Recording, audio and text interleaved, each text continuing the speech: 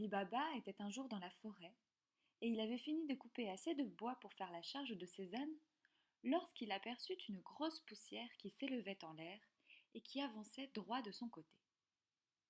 En regardant attentivement, il distingua une troupe nombreuse de gens à cheval qui venaient d'un bon train. On ne parlait pas de voleurs dans le pays, mais néanmoins, Ali Baba pensa que ces cavaliers pouvaient en être. Sans penser à ce que deviendraient ses ânes, il songea à sauver sa personne. Il grimpa dans un gros arbre dont les branches, à peu de hauteur, se séparaient en formant un petit espace sur lequel il pouvait regarder sans être vu. L'arbre était situé à côté d'un rocher isolé de tous côtés et impossible à escalader. Les cavaliers, grands et puissants, tous armés, arrivèrent près du rocher où ils mirent pied à terre.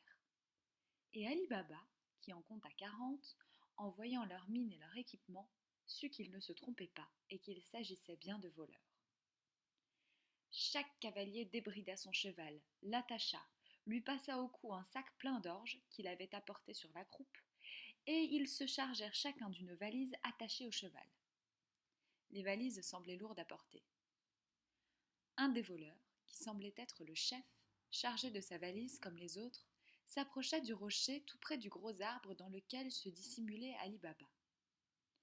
Il prononça distinctement ces mots. « Sésame, ouvre-toi !» Dès que ces paroles furent prononcées, une porte s'ouvrit. Et après avoir fait passer tous ces gens devant lui et qu'ils furent tous entrés, il entra aussi et la porte se referma. Les voleurs demeurèrent longtemps dans le rocher. Et Ali Baba, qui craignait que l'un d'entre eux sorte s'il quittait son poste d'observation, fut contraint de rester dans l'arbre et de prendre patience. La porte se rouvrit enfin.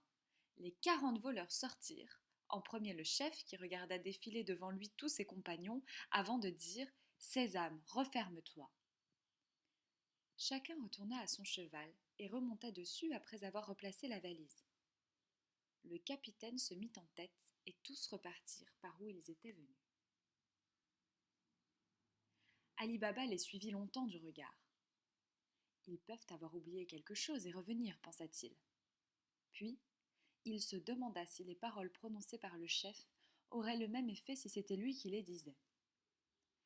Il descendit de son arbre, aperçut la porte, se posta devant elle et dit « Sésame, ouvre-toi !»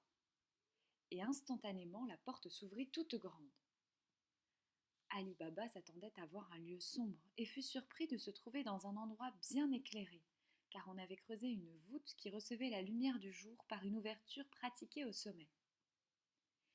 Il vit de nombreuses provisions pour se nourrir, des marchandises de grand prix empilées, des étoffes de soie et de brocart, des tapis de grande valeur et surtout de grandes bourses de cuir posées les unes sur les autres et remplies de pièces d'or et d'argent. Ali Baba n'hésita pas sur ce qu'il devait faire. Il entra un peu plus dans la grotte, et dès qu'il fut entré, la porte se referma. Mais cela ne l'inquiétait pas. Il savait comment la faire ouvrir.